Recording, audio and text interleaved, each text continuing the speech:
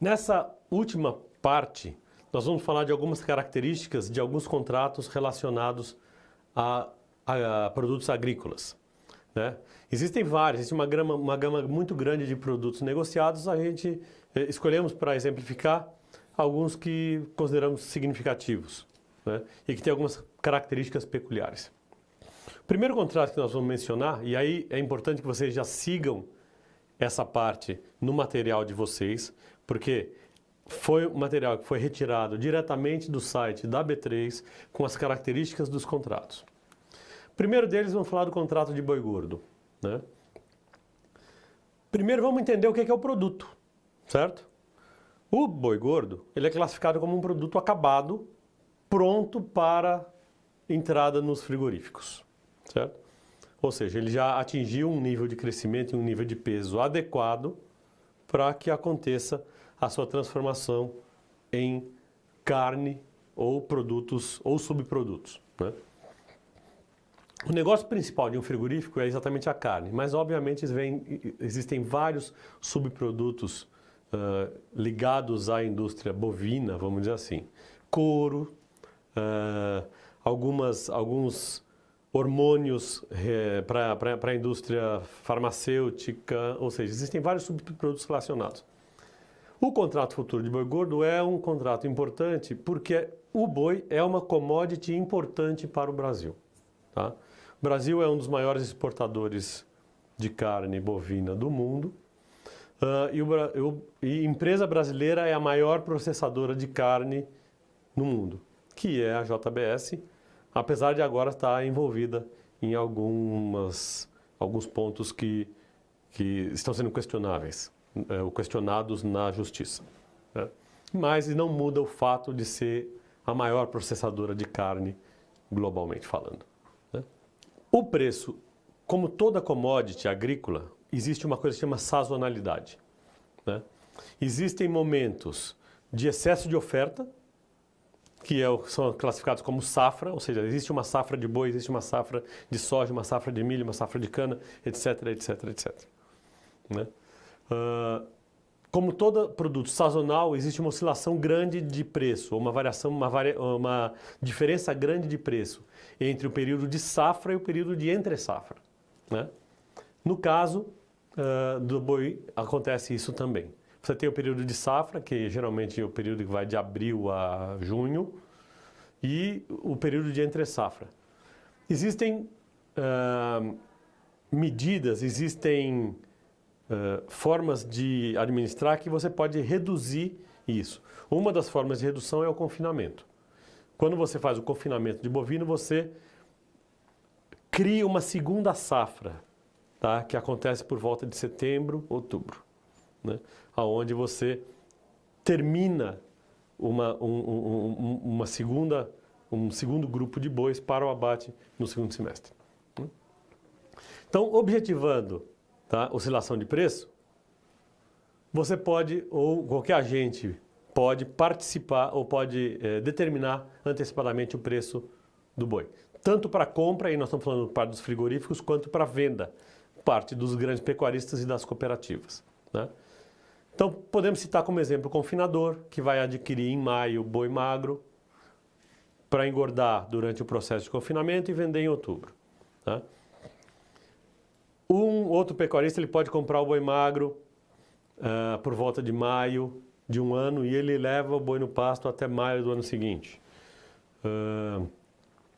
Companhias de exportadoras podem tentar fazer uma trava de preço com a utilização do boi gordo em cima da carne que ela vai ter que exportar.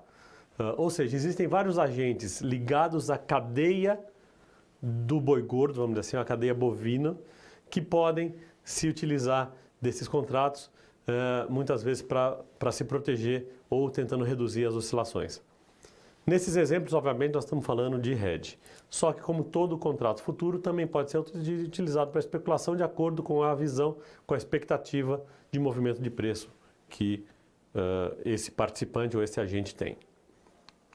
Características do contrato. É importante que vocês sigam isso no material de vocês, né? Objeto de negociação, bovinos machos, isso é importante, com 16 arrobas líquidas. Líquida quer dizer o seguinte, depois do abate. Depois do abate sobra 16 arrobas de carcaça, ou mais, né? Idade máxima de 42 anos, porque um animal que passa de uma certa idade, a carne vai piorando a qualidade. Tamanho de cada contrato, 330 arrobas, cada arroba equivale a 15 quilos, então, fazendo a conta, né, daria pouco mais de 4.500, quase 5, praticamente 5 toneladas, 5.000 quilos. Né? A cotação é em reais, em moeda local, por arroba. Tá? E tem vencimento todos os meses, tem vencimento todo mês de contrato de boi gordo. Né?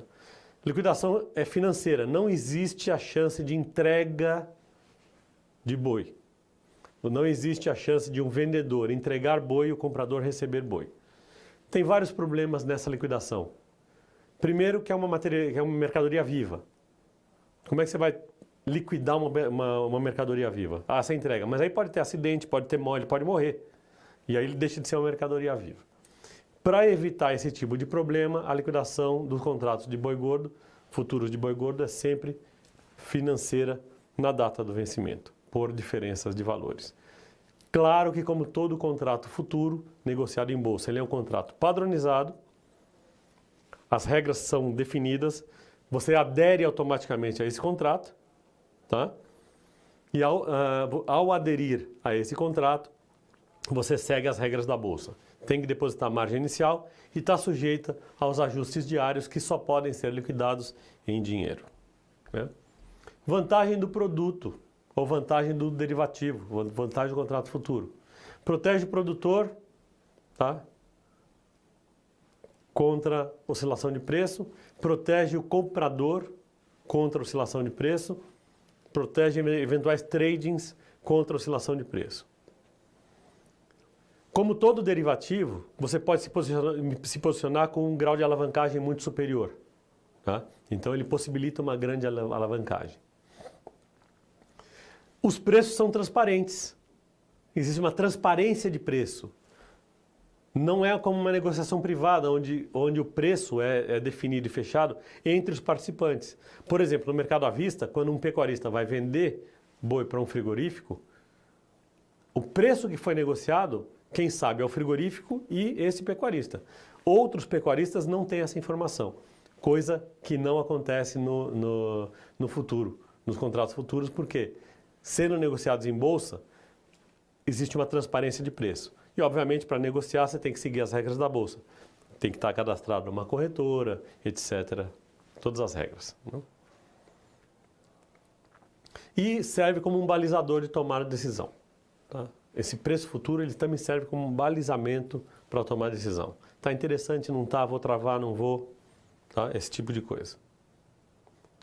O segundo contrato que vale a pena agrícola, ou o segundo contrato futuro agrícola que vale a pena a gente mencionar, é o contrato futuro de café. Qual a justificativa também? Primeiro, o Brasil é o maior exportador de café. Tá? Ou seja, o Brasil ele tem uma presença extremamente importante no mercado agropecuário. Tá? Daí a importância desses contratos futuros também agrícolas também sendo negociados aqui. E café é um produto que tem mais variações. Café tem vários tipos. Café arábica, café robusta. Dentro do café arábica, que é o café gostoso, tem vários tipos de café. Diferentes tipos de torrefação. Tem o mais torrado, tem o menos torrado, tem o que o sabor é mais intenso, tem o que o sabor é mais suave. Ou seja, então tem várias classificações. E daí a importância de você classificar, né, o tipo de produto que você está sendo negociado. Né? E a mesma coisa, como todo produto agrícola, ele é sazonal, ele tem safra e entre safra. E os preços variam, os preços oscilam. É uma possibilidade de você administrar e reduzir a sua exposição a essa oscilação de preço. Reduzir o seu risco a essa oscilação de preço. Seguindo no material de vocês, né, isso foi retirado do próprio site da B3, o objeto de negociação é o café cru, em grão, de produção brasileira, tipo arábica. Não é robusta. O robusta é o que é utilizado para Nescafé, essas coisas. Tamanho do contrato, 100 sacas de 60 quilos, ou seja, 6 toneladas cada contrato. Né? A cotação, diferentemente do boi que é cotado em reais, esse aqui é cotado em dólares. Tá? Ele é cotado em dólares. Vencimento não é todo mês, tá? Diferentemente do índice também, que são nos meses pares. Esse é no mês 3, no mês 5, no mês 7, no mês 9 e no mês 12. Ou seja, existem alguns buracos, tá? Mas você tem 5 vencimentos dentro do ano. A forma de liquidar pode ser através de liquidação física, e aí no caso do café tem a entrega, porque diferentemente do boi, o café não é um produto vivo, não é uma mercadoria viva, ou antes do vencimento você pode liquidar financeiramente. De que forma? Encerrando a sua posição. Se você está comprado em 10 contratos, você vende os 10 contratos antes do vencimento. Se você está vendido em 50 contratos, você compra os 50 contratos antes do vencimento. Tá? Importante salientar que o preço é cotado em dólares. E se eu quiser transformar em reais, você vai ter que usar o café cotado em dólar e transformar através do dólar futuro também a cotação para real. E dessa forma você consegue transformar uma cotação de café para real usando 2 produtos diferentes, usando o contrato futuro de café e o contrato futuro de dólar. Né? Vantagens dele exatamente é você possibilitar aos produtores, cooperativas, exportadores, tradings de café de se proteger e garantir uma menor oscilação ou eventualmente se proteger de oscilações não desejadas do preço. A transparência vale para todo o contrato futuro e as regras de negociação também. Conta em corretora ou distribuidora, margem inicial de depósito, ajustes diários em dinheiro, em reais. Tá? No caso da cotação em dólar, o ajuste diário é feito em dólar e transformado em reais pelo dólar do dia, pela cotação do dia. E, finalmente, o terceiro contrato agrícola que vale a pena a gente mencionar, e aí foi escolhido o contrato de soja por várias razões, por ser uma commodity importante para o mercado agropecuário brasileiro, por ser uma das principais pautas de exportação do Brasil é o complexo soja, tá? Pelo Brasil ser um grande produtor e um grande exportador dessa mercadoria, certo? Muito bem. Então, e a cadeia, a soja, ela tem uma cadeia bastante diversificada. Ela é usada para farelo, para óleo, para produtos farmacêuticos, certo? Ok?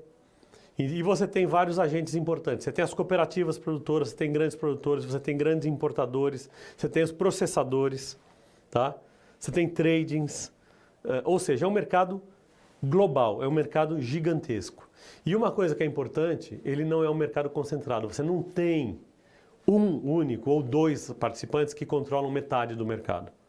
Tá? Existe uma certa pulverização. Todos os grandes produtores e os grandes processadores, cada um deles não passa de 10% a 12% do controle do mercado. O que é interessante para todos os participantes, os agentes, inclusive os produtores. Né? Novamente, como todo produto agrícola, você tem sazonalidade. Né? E aí, para evitar e se proteger dessa oscilação de preço, muitas vezes relacionada à sazonalidade, surgem oportunidades através dos contratos futuros. Olhando no material de vocês, as características. Soja em grão, a granel, tipo exportação. Porém, tem limitações técnicas, quantidade de grau de umidade, pureza da soja, níveis de sujeira, esse tipo de coisa. Tamanho de contrato, 450 sacas, tá? Ou seja, um contrato equivale a 27 toneladas, o que dá um caminhão ou talvez um pouco mais que um caminhão de grande porte. Da mesma forma que o café, a cotação do dólar é feita em dólares, né? Feita em dólares.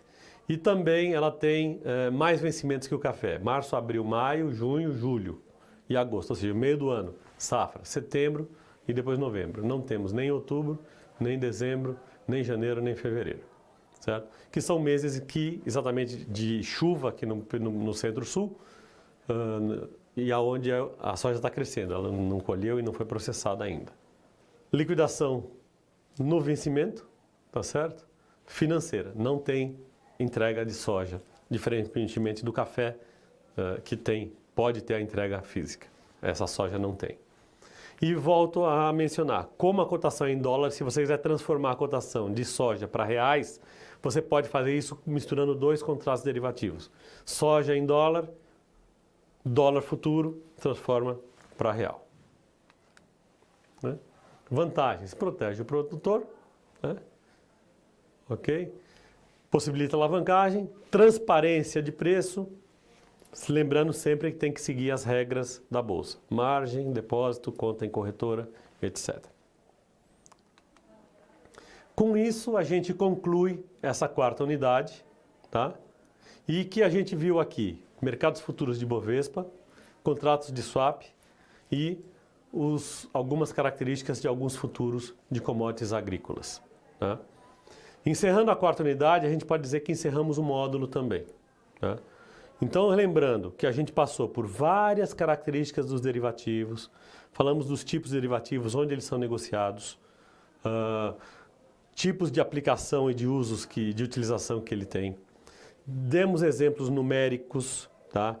Com contratos de juro futuro, contratos de dólar futuro, né?